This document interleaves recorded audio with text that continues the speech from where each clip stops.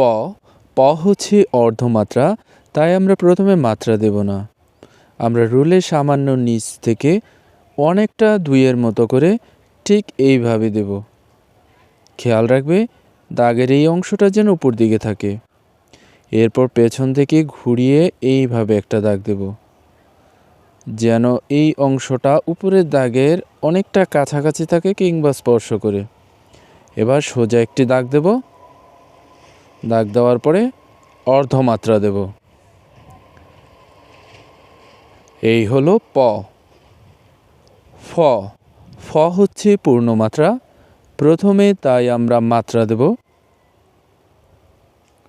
এরপর মাত্রার সাথে স্পর্শ করে ঠিক এইভাবে দেব। দেখো আমি যেভাবে দিলাম তোমরা ঠিক সেভাবে দেবে। এরপর এখান থেকে হালকা বাঁকা করে নিচের রুল পর্যন্ত স্পর্শ করে একটা দাগ দেবে।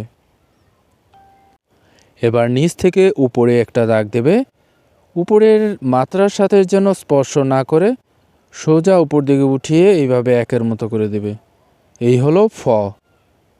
এবার ব। ব হচ্ছে পূর্ণমাত্রা, এই জন্য আমরা প্রথমে মাত্রা দেব। এরপর ক যেভাবে লিখেছিলাম ঠিক সেইভাবে দেব। রুলের সামান্য নিচ থেকে পেছন দিকে নেব, এরপর হালকা বাঁকা করে নিচ দিকে নামাবো। এবার নিচ থেকে উপর দিকে উঠাবো যেন মাত্রার সাথে স্পর্শ করে। এই হলো ব। এবার ভ।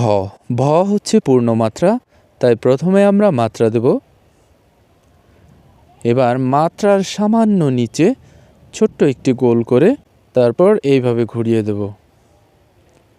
এবার এখান থেকে অর্ধ গোল করে নিচের রুলের সাথে যেন স্পর্শ করে এইভাবে ঘুরিয়ে উপর দিকে উঠাবে, যেন উপরের মাত্রার সাথে স্পর্শ না করে।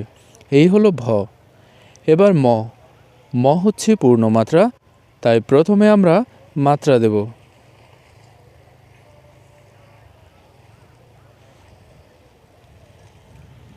এবার মাত্রার সাথে স্পর্শ করে একের মতো করে এইভাবে দেব, যেন নিচের দাগ পর্যন্ত স্পর্শ না করে। এবার এখান থেকে হালকা বাঁকা করে নিচের দিকে নেব, যেন নিচের দাগের সাথে স্পর্শ করে। এবার নিচ থেকে উপর দিকে সোজা দাগ দেব। এই হলো ম। এবার অন্তস্থ জ। অন্তস্থ জ হচ্ছে পূর্ণমাত্রা, তাই প্রথমে আমরা মাত্রা দেব। এবার মাত্রার সাথে স্পর্শ করে এইভাবে দেব।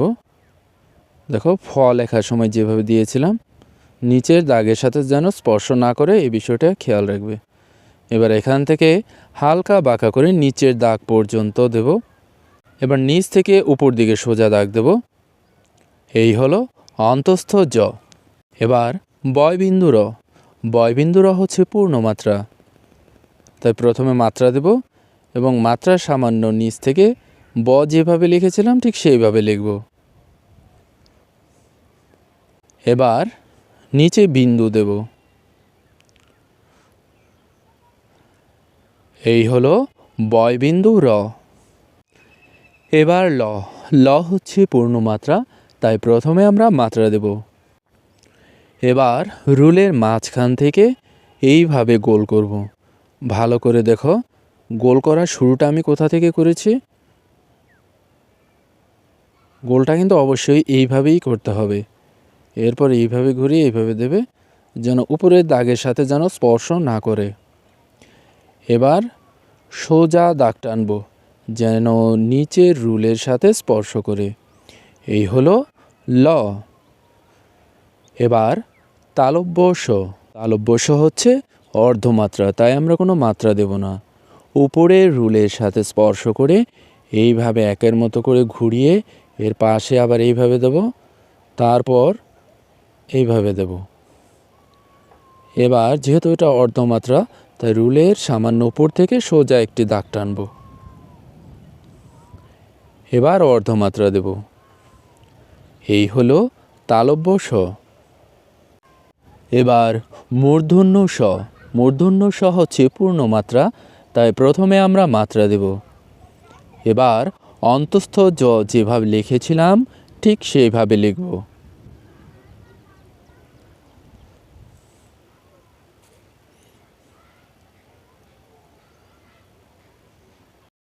এবার মাঝখান থেকে এইভাবে একটা দাগ দেব। আজকের মতো এই পর্যন্তই। পরবর্তী অক্ষরগুলো আমরা অন্য কোনো ভিডিওতে দেখাবো। পরবর্তী ভিডিও পেতে চ্যানেলটি সাবস্ক্রাইব করে পাশে থাকা বেল আইকনটি বাজিয়ে দিও। ধন্যবাদ।